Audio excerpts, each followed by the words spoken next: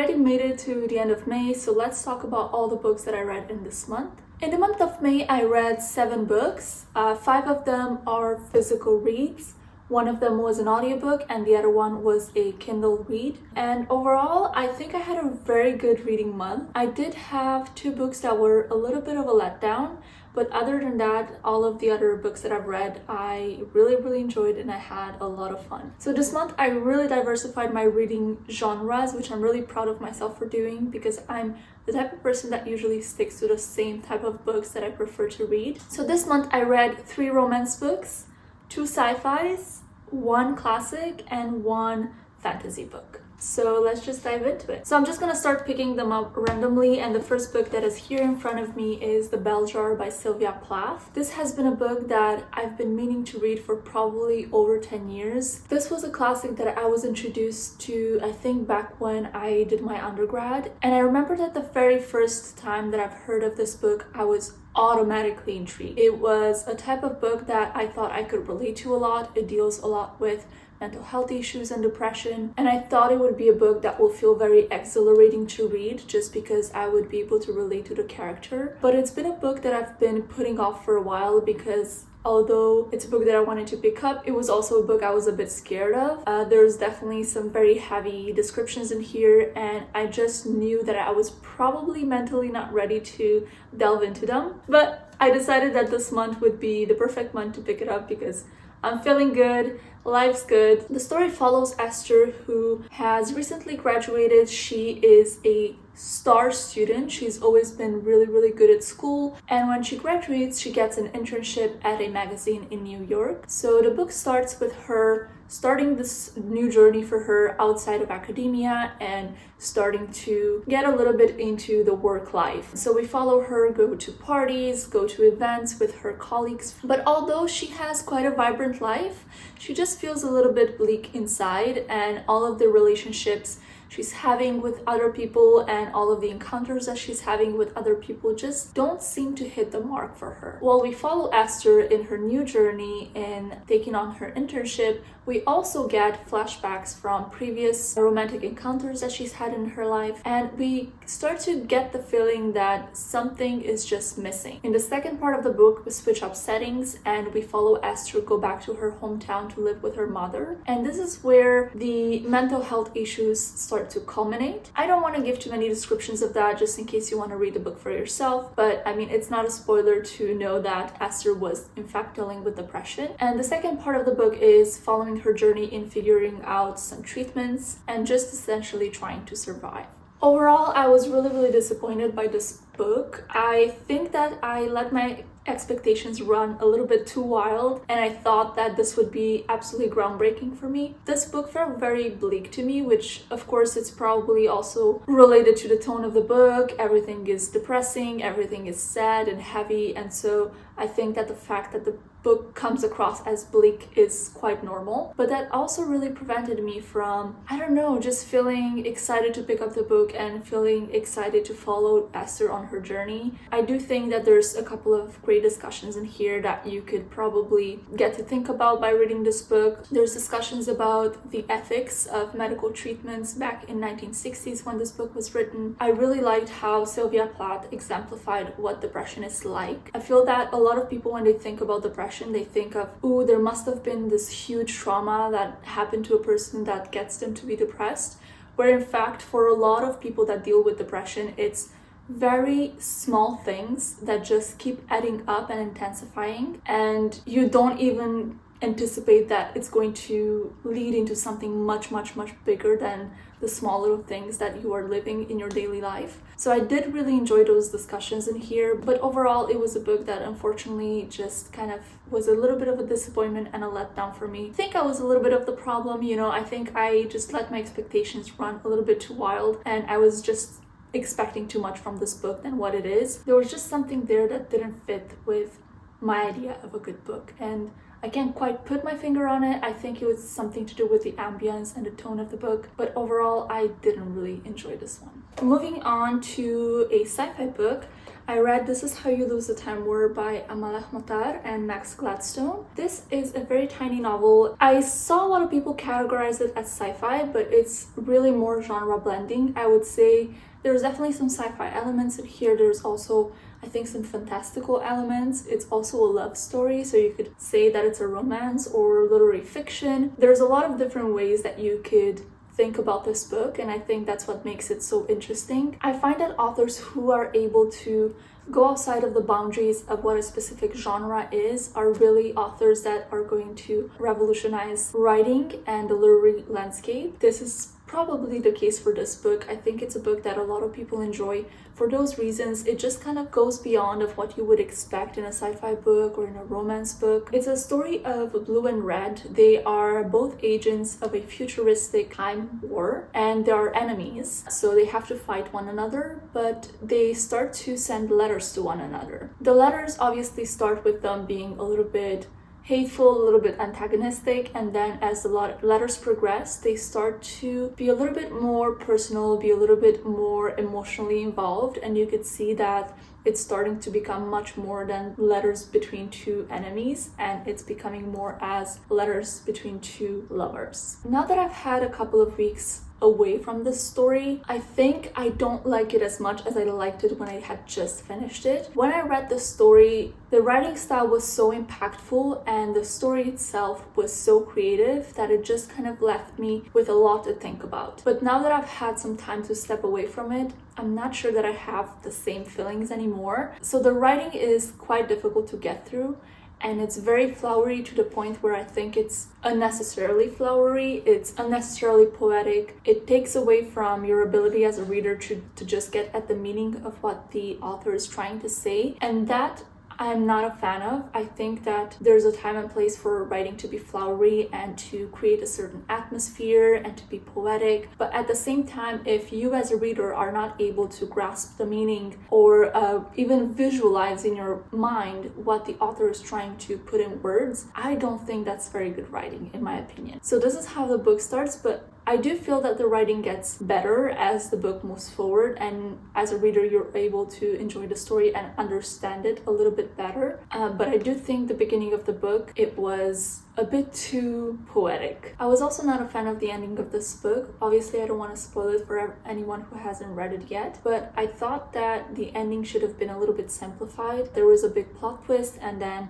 after the plot twist things continued to unfold. I think that this book would have been more impactful if we would have just stopped at the plot twist itself. Other than that, it's not a bad book. It's a book that I enjoyed. It's a book I think it's important, and it's a book that definitely steps outside of the boundaries of what a genre is. And I think that's super innovative and absolutely something that should be applauded. Now that I'm able to step away from this book, I'm not sure that I have gained that much more from reading it. Okay, let's move into a little bit of a romance. I read a YA romance, So This Is Love by Tracy and Andreen.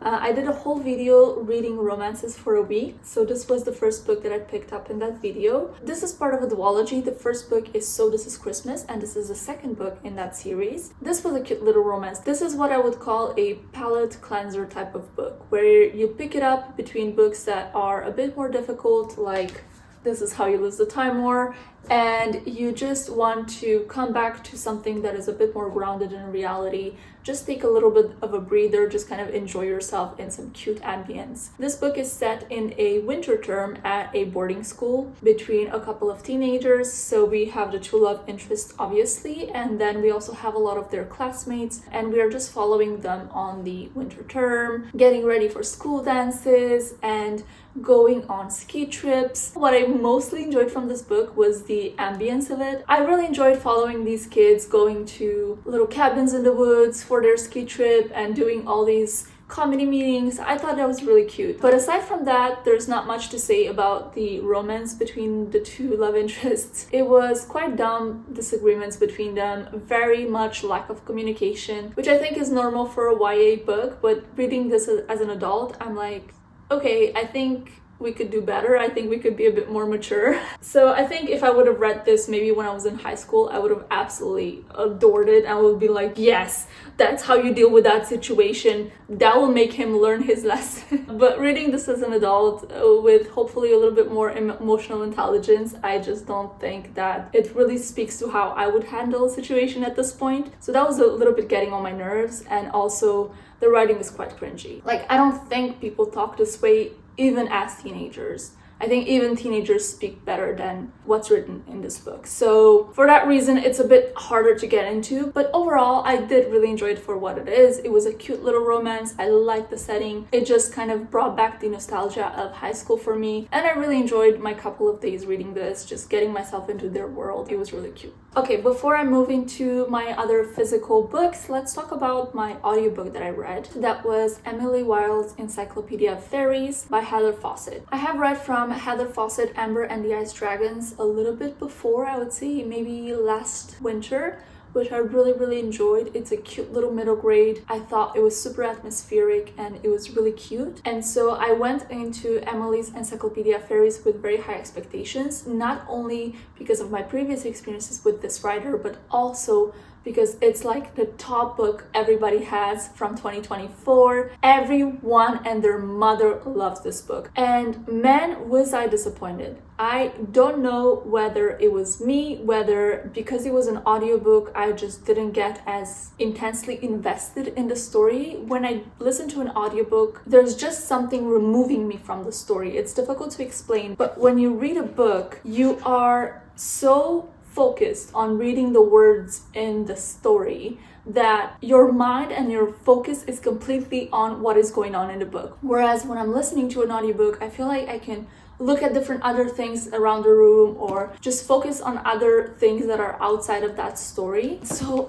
maybe that played something into it. So it's the story of Emily Wilde. She is an academic writing and working on fairies, and she goes to a location where a lot of fairy folklore unfolds, and she decides to live in that location for a couple of months to gather more information and do research on the fairies that she could find there. We also have one of her colleagues who comes and starts working with her. She didn't know he was coming. He's a little bit annoying. He's a little bit getting on her nerves, and the book is just essentially her trying to uncover more fairy folklore. I just thought the book was extremely boring. Unfortunately, I didn't really care about anything. I didn't care for Emily's character. I didn't really felt like I could relate to her for one reason or another. I didn't care about the romance. I didn't care about the fairies. I just didn't care about anything. I'm a bit sad, and I keep thinking to myself, did I do something wrong? Did I approach this book the wrong way? Maybe audiobook was not the way to go. But I think the more that I'm learning about my reading tastes and the things that I enjoy in books, I'm just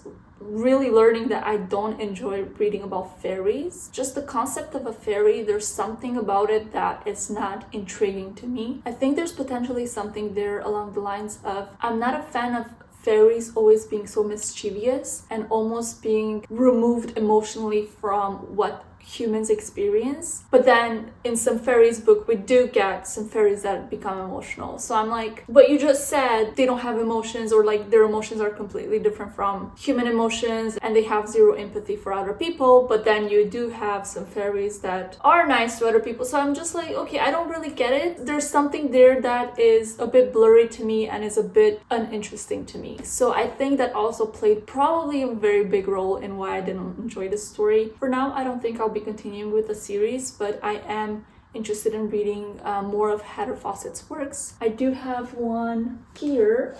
This is The Grace of Wild Things, and I think this is a retelling of Anne of Green Gables from my understanding, which is one of my favorite books of all time. So I think I'll still pick up this one. I think maybe her middle grades just work a little bit better for me, ironically, because I typically don't really enjoy reading books that are for a younger readership. But I think with Heather Fawcett, this is just what might work for me. All right, let's go into another sci-fi next. I have Cixin Liu, The Three-Body Problem.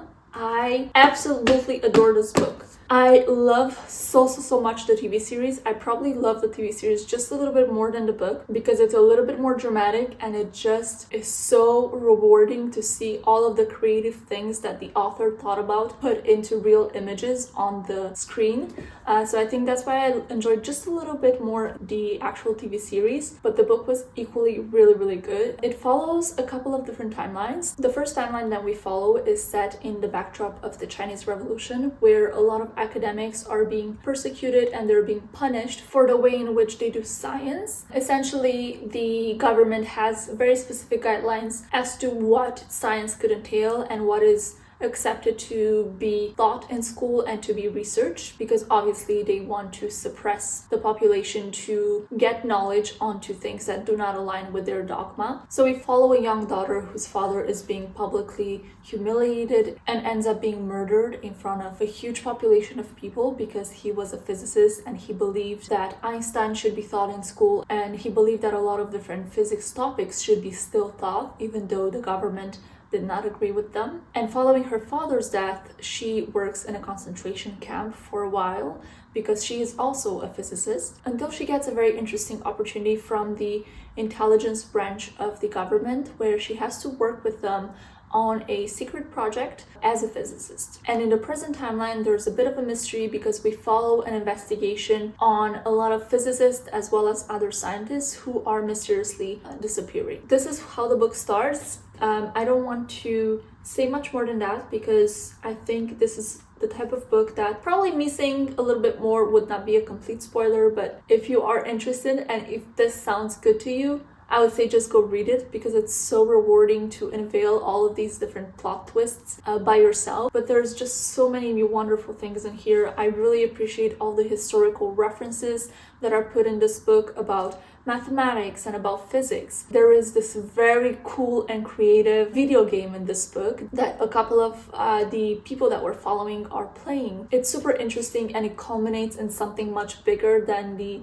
initial synopsis that I just gave you. So if that sounds like something you would like and you also enjoy thinking about different potential applications of physics, I highly encourage you to read it. It's a really good story. I think it has 3 books in the series, so I will definitely be picking up book number 2 sometime in the future. The last 2 books that I read this month will kind of go hand in hand because they are books that are from a series that follow one another. So the first one is Abby Jimenez, Just for the Summer. I have been loving all of Abby Jimenez's works so far that I've been reading. I've started my journey with her last month and I cannot stop reading her books. This is part of a trilogy. I have said in a previous video that you don't actually have to read them in order because you know, they all follow different people, different characters. But I will say, if you do read them in order, your experience of this book will be much improved because there's kind of a twist at the end that you won't be able to get unless you had read the previous 2 books. So I am definitely making the case for you reading them in order, even though you don't actually have to. This story is a romance between Emma and Justin, who have a little bit of a fling thing just for the summer. Justin posts at the beginning of the book on Reddit about his curse in love. He's cursed to date women who end up breaking up with him, and then following the breakup, they find the love of their life and they get married within a couple months. So this has happened to Justin a couple times, and as Emma is scrolling Reddit, she finds this post and